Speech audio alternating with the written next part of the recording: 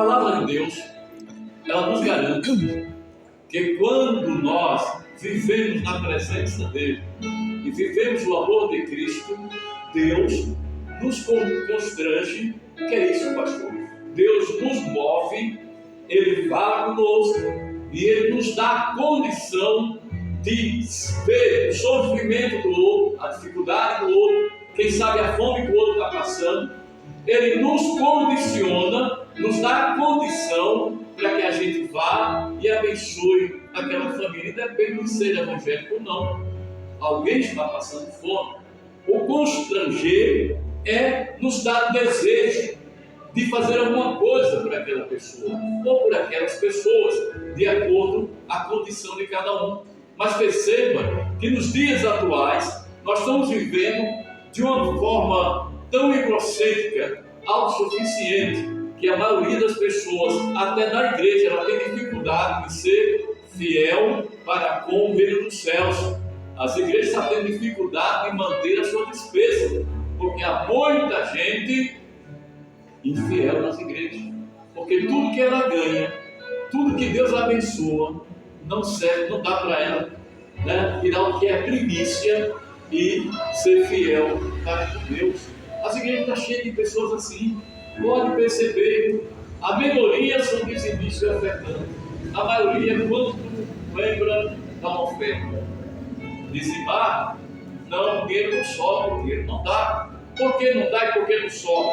Porque não é prioridade. Observe o seguinte: quando a leitura aqui se inicia, perceba, irmãos, a diferença, quando ir lá em Malaquias 4, do que serve e o que não serve. Mas não estou falando do que está lá fora, não, na igreja. Dos que estão na igreja e servem ao Senhor, e dos que não estão na igreja e não servem ao Senhor, mas acham que servem.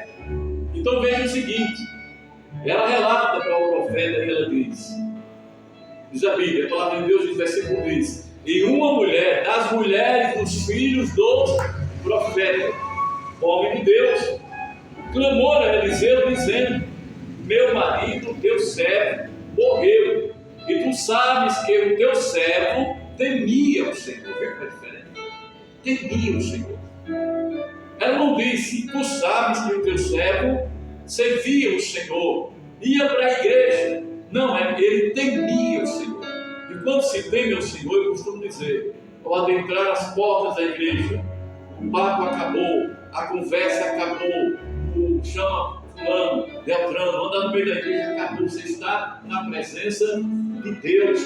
Tem que haver temor e reverência. Quando se adentra as portas da igreja, nós temos que expressar, assim como temos que expressar na rua, quando conversamos com alguém, em casa, no trabalho, onde quer que o Senhor nos leve, você tem que expressar esse temor a Deus.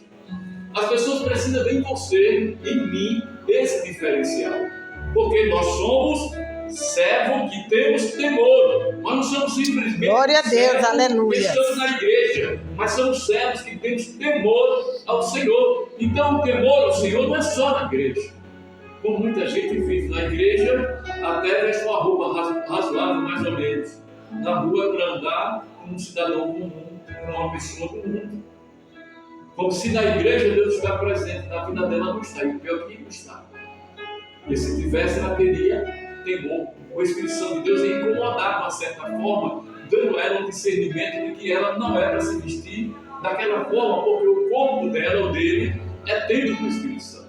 Então, por que isso não acontece lá fora, só acontece na igreja? É porque ela entende, se ela for para a igreja com roupinhas inadequadas, então os irmãos vão ficar falando dela no mínimo, e ela não pode, não deve ir, porque lá é a igreja. A questão não está em ser, está dentro ou fora da igreja. É que eu e você, como servo do Senhor, temos que ter o temor de Deus. Quem entendeu? amém. Então perceba que ela falou com muita propriedade. Ela diz: teu servo morreu, tu sabes que o teu servo temia o Senhor.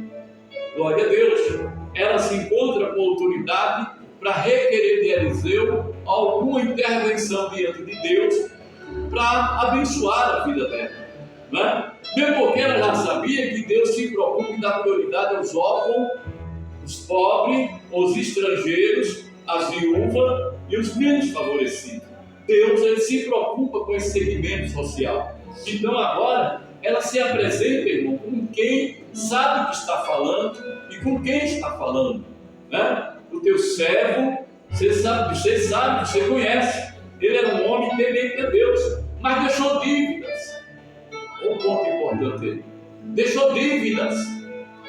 Ora, todos nós estamos sujeitos, porém a Bíblia diz, né? E nós precisamos trabalhar de uma forma que tenhamos para emprestar e não tomar emprestado, tenhamos para dar e não estar pedindo, tenhamos para vender fiado e não comprar fiado. A ordem e a orientação de Deus é essa, né? Mas dificilmente tem alguém que não compra fiado, mas tem pessoas que se prezam em cima disso, trabalham. Mas aqui já quero adiantar os passos um pouco para dizer que normalmente as mulheres são quem mais às vezes atrapalham, porque elas não aceitam esperar no tempo do Senhor. A grande maioria, não é todas, tem as exceções. Elas não aceitam, elas querem, desejam, ou precisam, ou convencidas pela necessidade, ela simplesmente elas vão ter um jeito. Se vir, eu preciso, né? Não é assim que funciona? Lamentavelmente, e às vezes o marido dentro da pressão, ele acaba buscando crédito e compra fiado. Saiu daquilo que Deus o orienta. Então, o que é que a gente observa? A gente observa que se nós andássemos de acordo com o que diz a palavra de Deus, haveria menos sofrimento.